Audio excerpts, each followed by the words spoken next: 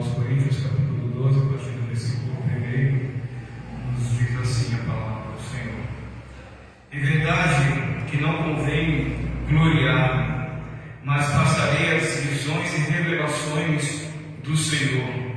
Conheço um homem em Cristo que há 14 anos, se no corpo não sei, se fora do corpo não sei, Deus o sabe, foi arrebatado até o terceiro céu. E sei que o tal homem, se no corpo, se fora do corpo, não sei, Deus o sabe, foi arrebatado ao paraíso e ouviu palavras inefáveis que ao homem não é lícito falar. De uma assim me gloriarei eu, mas de mim mesmo não me gloriarei, senão nas minhas fraquezas. Porque se quiser gloriar-me, não serei nécio, porque direi a verdade. Mas deixo isso para que ninguém cuide de mim mais do que em mim vê ou de mim ouve, e para que não me exaltasse pelas excelências das revelações, foi-me dado um espinho na carne, a saber, um mensageiro de Satanás para me esbofetear, a fim de não me exaltar. Acerca do qual 3 vezes orei ao Senhor para que se desviasse de mim. E disse-me, a minha graça te basta, porque o meu poder se aperfeiçoa na fraqueza. De boa vontade, pois, me gloriarei nas minhas fraquezas, para que em mim habite o poder de Cristo. Pelo que sinto prazer nas fraquezas, nas injúrias, nas necessidades, nas perseguições, nas angústias por amor de Cristo. Porque quando estou fraco, então sou forte. Aleluia. Pai, nós louvamos e te exaltamos. Te agradecemos, ó Deus, a beleza, Senhor, da tua santidade. Tu és, meu Deus, um Deus de poder. Eis aqui, Senhor, o teu povo. Eis aqui, Senhor, a tua igreja. Fala comigo nessa noite com todos quanto adentraram na tua casa. Que o teu Espírito, Senhor, tenha plena liberdade esta de agir no teu querer, assim como no teu efetuar, porque a palavra que procede da tua boca não voltará para ti vazia, mas fará o que te apraz e prosperará naquilo para qual foi designado. Assim, Senhor, nós te louvamos em nome de Jesus. Nós temos aqui um texto da palavra de Deus em que a segunda carta de Paulo aos Coríntios, e esse capítulo 12, Paulo está defendendo o seu apostolado. Defendendo o seu apostolado porque os mestres do judaísmo que estavam nesse contexto estavam anulando, querendo anular o chamado do apóstolo Paulo, querendo negar o seu apostolado, o seu ministério, querendo fazer com que ele fosse visto de forma contrária, como alguém que estava enganando. Então Paulo está defendendo o seu apostolado. E aí, interessante que capítulo 12, nessa defesa, ele vai dizer, em verdade, que não convém gloriar-me, mas passarei as revelações do Senhor, visões e revelações. Paulo, ele vai contar alguns momentos específicos da sua vida, experiências profundas, e o que me chama a atenção Paulo, em todas as cartas que ele escreveu às igrejas, Paulo sempre vai dizer: Paulo, apóstolo de Jesus Cristo, segundo a vontade de Deus, e não segundo a vontade dos homens. Isso me chama a atenção, porque primeiro Paulo sempre coloca nas suas cartas o seu nome e depois a sua função, o seu ministério, a sua autoridade espiritual. Isso é importante por quê? Porque Paulo vai sempre remeter primeiro ao seu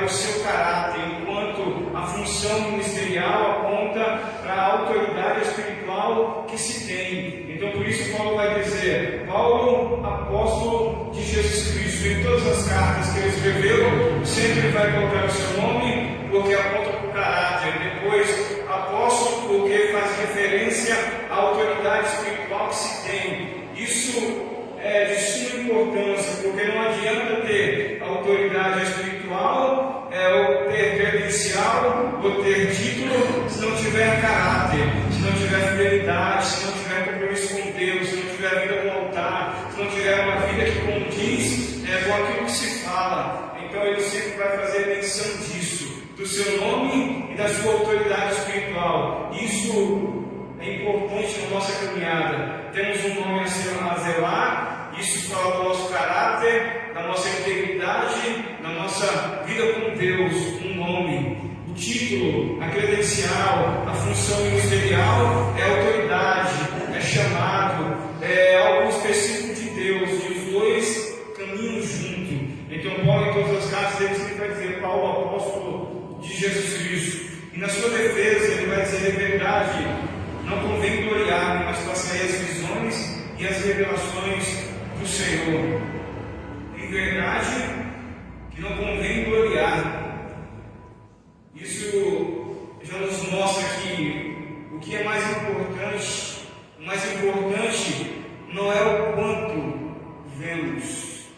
O mais importante não é o quanto vemos ou temos de revelação ou de visões.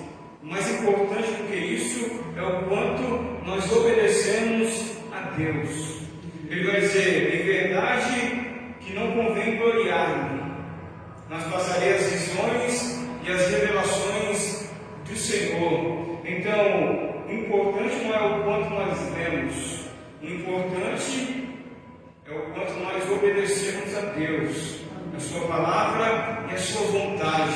Ou seja, experiências são valiosas, experiências, elas são importantes na nossa vida, mas as experiências, as revelações, isso não nos pode tornar orgulhosos, isso não pode nos tornar super cristãos. Ou seja, ou como algumas pessoas dizem, existem pessoas que estão acima da média. Ou seja, não pode haver em nós esse sentimento, ainda que haja visões, ainda que alguém seja usado por Deus de maneira extraordinária. Ou seja, ela nunca pode atrair a glória para si, ela sempre tem que transmitir a glória para Jesus. Ele é digno de toda glória, Ele é digno de todo louvor, Ele é digno de toda adoração. Então, experiências são valiosas, mas não podem nos tornar orgulhosos.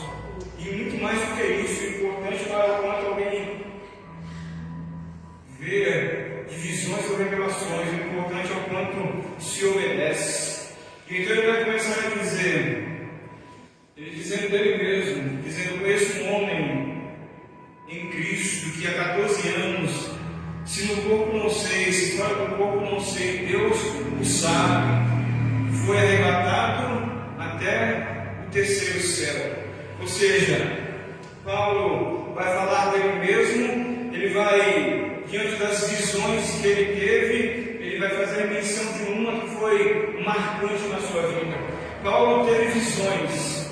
A primeira visão de Paulo foi no caminho de Damasco.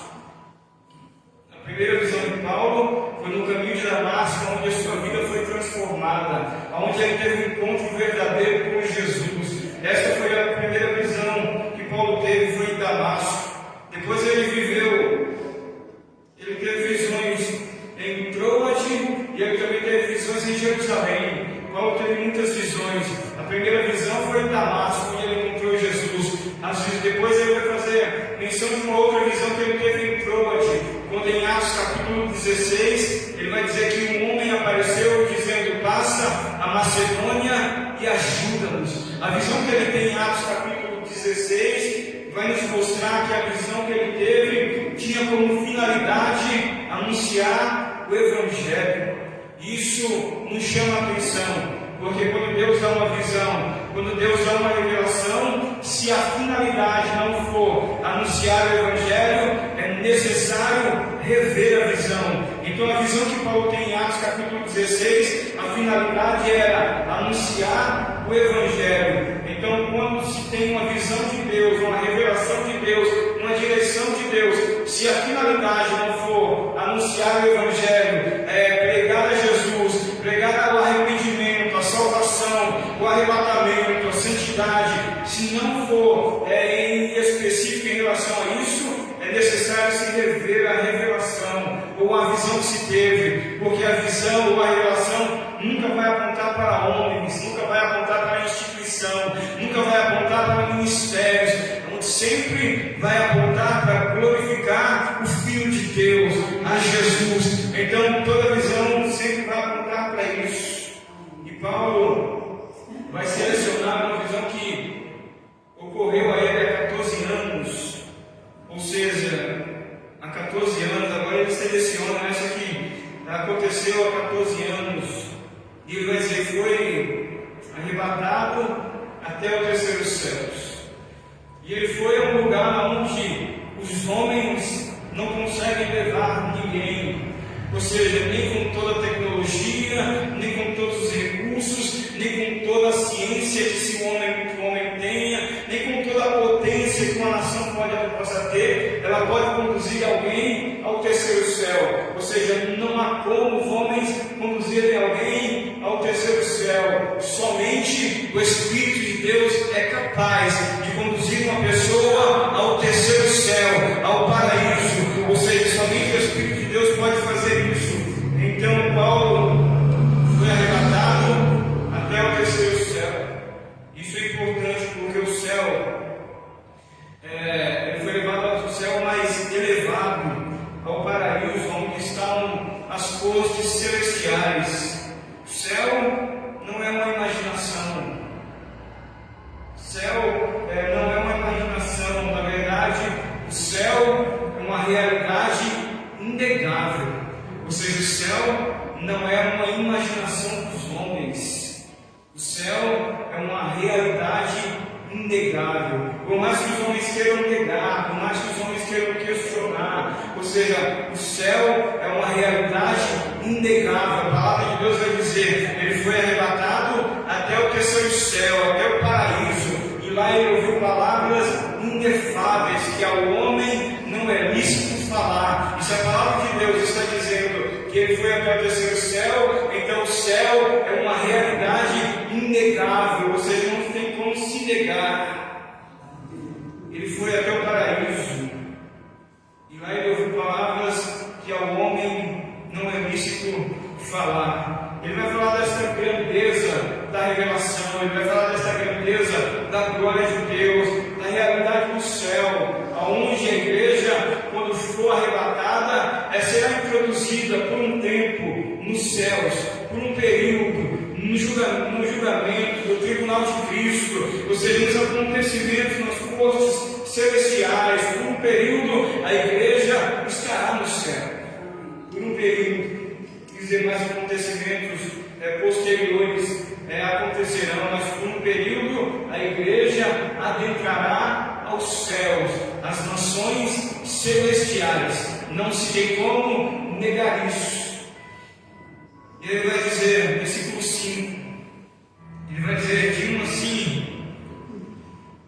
de um assim me gloriarei eu, mas de mim mesmo não me gloriarei, senão das minhas fraquezas. Ou seja, ele vai dizer, de um assim eu me gloriarei das experiências que teve. Ou seja, isso ele falando dele mesmo. Versículo 6, ele vai declarar, porque se quiser gloriar, eu não serei mestre, porque direi a verdade, mas deixo isso para que ninguém cuide de mim mais do que em mim vê ou de mim ouve. Ou seja, ele vai dizer, se eu quisesse me gloriar, eu não seria mestre, eu não seria inexperiente, eu não seria principiante. Ou seja, mas ele vai dizer, mas direi a verdade, para que ninguém cuide de mim além do que de mim vê, do que de mim ouve. O que ele quer dizer com isso? Ele vai dizer que o que ele fala, o que ele vive, não existe uma lacuna, não existe um abismo entre o que ele estava falando e o que ele estava vivendo. Ou seja, ele falava, ele vivia e ele pregava. Então não havia meios termos. Paulo, ele dizia que eles vejam em mim o meu testemunho, o que eu falo, o que eu pratico, e eles mesmos tirem as suas conclusões. Ou seja, como isso é importante na nossa caminhada, como isso é importante no nosso dia a dia, fazer o que é certo, independente de quem esteja vendo, independente de quem esteja olhando, independente de quem esteja observando, fazer o certo em todo tempo, manter o caráter, manter a postura, manter a santidade, independente do ambiente, dos lugares. Ou seja, ele vai dizer, para que ninguém cuide de mim, para que ninguém cuide de mim mais do que em me ver ou daquele que de me ouve. Então isso ele está falando do seu caráter, do seu posicionamento em todos os lugares onde ele ia. Ou seja, a sua vida, o seu testemunho era a sua mensagem. Que eles não cuidem de mim mais do que daquilo que eles de mim ouvem e daquilo que de mim eles veem. Como isso é importante, como nós aprendemos com o seu testemunho, com a sua vida. Como é importante falar e viver. E aí, o versículo 7, ele vai começar a declarar, ele vai falar de algo que depois da glória, depois de ele falar das experiências, ele vai falar de algumas coisas que marcaram a sua vida. Ou seja, ele vai falar de algumas coisas que foram marcantes na sua história. Versículo 7 nos declara assim: para que não me exaltasse pelas excelências das revelações, foi-me dado um espinho na carne, a saber, um mensageiro de Satanás, para me esbofetear, a fim de não me exaltar. Ele fala de milagres, ele fala de coisas extraordinárias, mas agora ele vai falar de algo que vai trazer dor na sua vida. E nem toda dor é castigo, nem toda dor é para castigo ou sofrimento. Às vezes é para proteção. Ou seja, versículo 7 ele vai dizer: para que não me exaltasse pelas excelências das revelações, foi-me dado um espinho na carne, saber o mensageiro de Satanás, para me esbofetear. Ou seja, Deus sabe equilibrar a nossa vida. Deus sabe equilibrar a nossa vida entre glória e sofrimento, entre lutas e vitórias, entre batalhas e guerras. Ou seja, entre tempo de cantar e tempo de chorar, entre tempo de semear e tempo de colher, entre tempo de abraçar e deixar de abraçar. Ou seja, Deus sabe equilibrar a nossa vida, Deus sabe equilibrar a nossa vida entre bênçãos e fardos.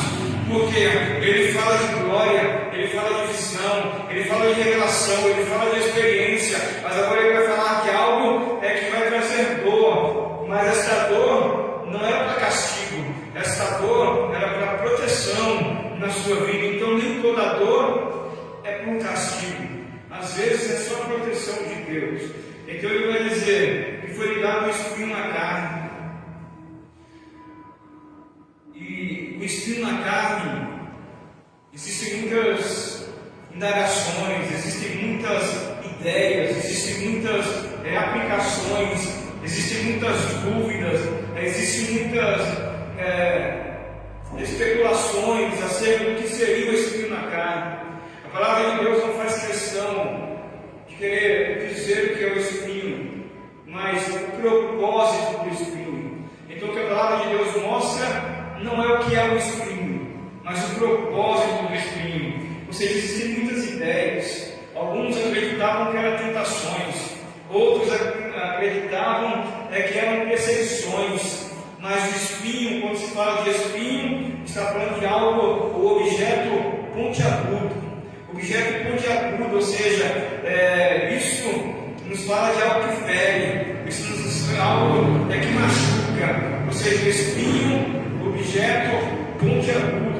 Então, a palavra de Deus vai falar do espinho, mas trazendo como finalidade o propósito, não o que era na forma literária ou literal o que é o espinho. Existem muitas indagações, mas Deus não quer que nós ficamos perdendo tempo nas indagações do que seria o espinho, mas o propósito do espinho. Então, o propósito do espinho na vida de Paulo foi, primeiramente, para evitar a exaltação, para evitar que Paulo inchasse de orgulho, de grandeza, de sentimento de altivez na sua vida. O Espírito foi colocado para ele entender que ele é vasto, ou seja, que ele é limitado e que tudo que estava acontecendo através da vida dele não era pela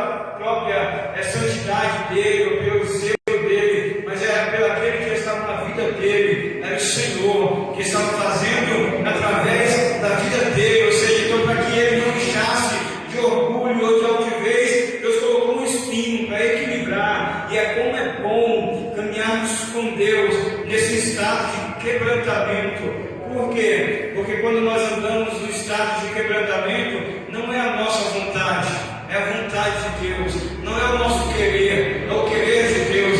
Não é aquilo que nós achamos, não é aquilo que nós idealizamos, mas é o que Deus estabeleceu na sua palavra para a nossa vida.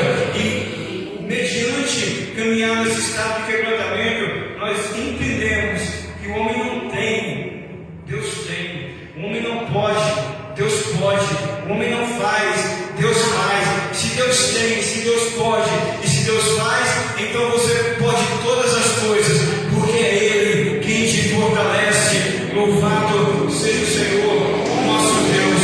Então Paulo vai declarar dizendo que para que ele não se exaltasse, foi-lhe dado um espinho na carne. Ele não pediu, Deus deu. Deus colocou um espinho na carne para que ele não se exaltasse.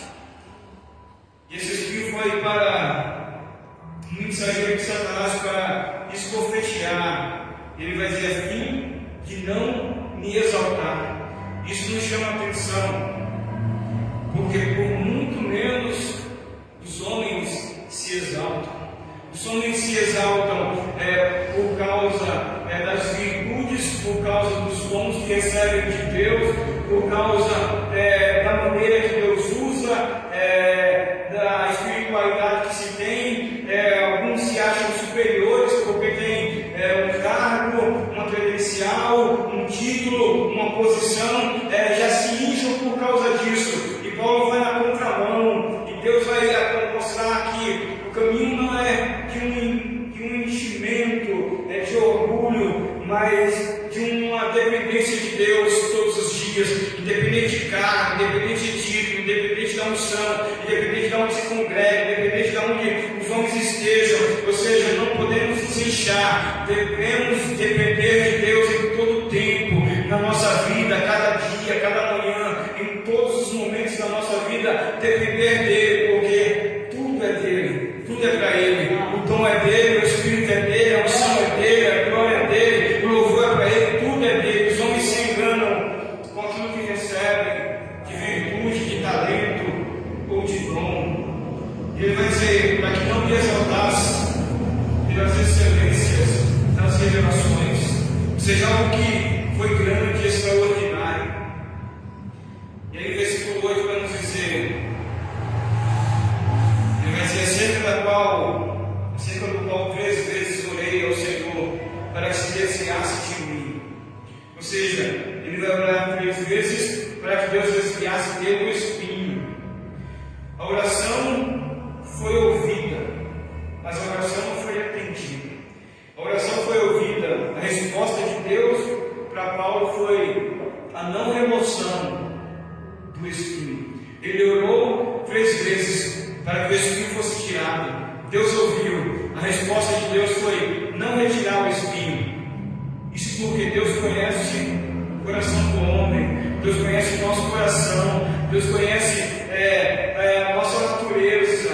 Ele vai orar 3 vezes, Deus ouve a oração, mas Deus não atende a oração da forma que Paulo queria.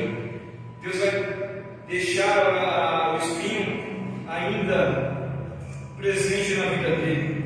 Ou seja, o propósito do espinho foi primeiramente para evitar em Paulo o ensoberbecimento.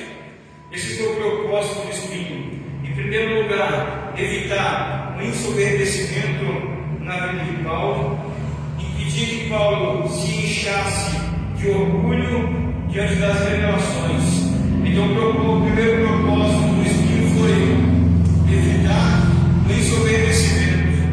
Aí o versículo 9 nos diz: e disse-me, a minha graça te basta, porque o meu poder se aperfeiçoa na fraqueza.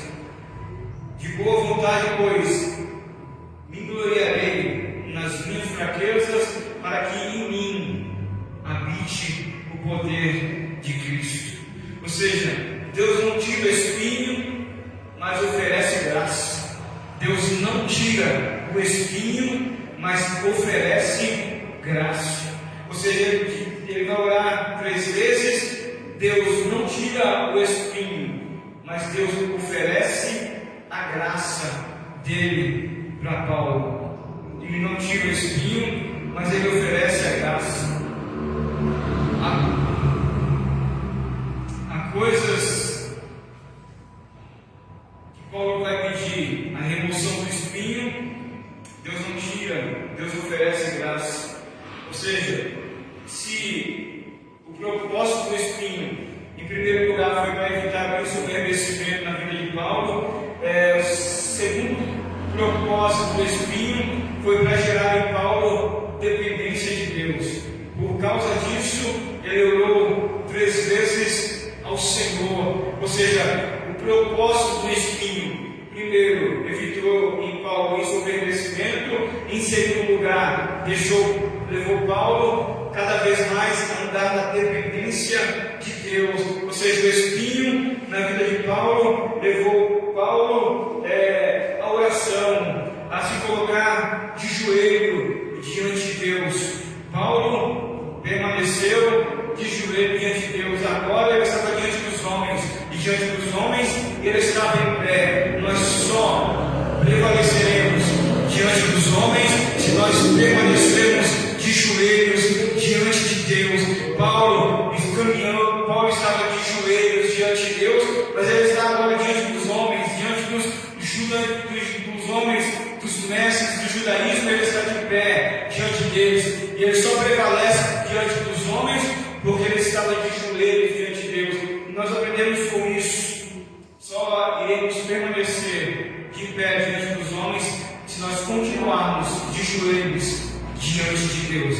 Ele permaneceu de joelhos diante de Deus. Então o espinho levou Paulo à dependência. Em terceiro lugar, o espinho vai revelar para Paulo a suficiência da graça. Isso porque, no versículo 9, Deus vai dizer: disse-me, a minha graça te basta, porque o meu poder se aperfeiçoa na fraqueza. De boa vontade, pois, me gloriarei nas minhas fraquezas, para que em mim habite o poder de Cristo. Então, em terceiro lugar, o espinho vai revelar para Paulo a suficiência da graça. A minha graça te basta. Ou seja, a graça é melhor do que a vida. A graça nos capacita diante das calamidades. A graça nos mantém de pé diante das adversidades. A graça é o remédio para acalmar a alma aflita. A graça é força para o caído. A graça de Deus é suficiente. Nós só estamos aqui nessa noite por causa da graça de Deus. Nós só estamos aqui nessa noite, nós só estamos vivos por causa da graça de Deus, por favor, superabundou na nossa vida, por isso respiramos, por isso estamos de pé, por isso louvamos a Deus, por isso damos glória a Deus, por isso ofertamos, por isso buscamos, por isso estamos em comunhão, por causa da graça de Deus. A graça de Deus nos sustenta a cada manhã, mesmo diante de gigantes, mesmo diante de lutas, mesmo diante do deserto, mesmo diante de cadeias, mesmo diante de muralhas, mesmo diante de adversidades, mesmo diante de rejeição, mesmo diante de afrontas. Há uma graça de Deus que sustenta, há uma graça de Deus que fortalece, há uma graça de Deus que sustenta a nossa vida a cada manhã. Então o espinho vai mostrar para Paulo a suficiência da graça. Eu quero dizer a você, eu recebo o rema de Deus, autoridade no Espírito para dizer a você, mesmo diante das maiores lutas da sua vida, a graça de Deus está te sustentando, a graça de Deus está colocando a sua vida de pé. As coisas vão mudar, em tempo oportuno Deus vai conceder vitórias extraordinárias para a sua vida. Ele está sustentando a sua vida, Ele está fortalecendo a sua vida a cada manhã. Louvado seja o Senhor. E aí o versículo 9 ainda vai nos dizer, ele vai dizer: boa vontade, pois, me gloriarei nas minhas fraquezas, para que em mim habite o poder de Cristo. Ou seja, para que em mim habite o poder de Cristo. Para trazer fortalecimento, a graça de Deus traz-nos fortalecimento e poder. Não é o poder que vem através dessa fraqueza ou dessa incapacidade diante de algumas circunstâncias da vida. Ou seja, porque ele vai dizer: pelo que sinto prazer nas fraquezas, nas injúrias, nas necessidades, nas perseguições, nas angústias, por amor de Cristo. Porque quando estou fraco, porque quando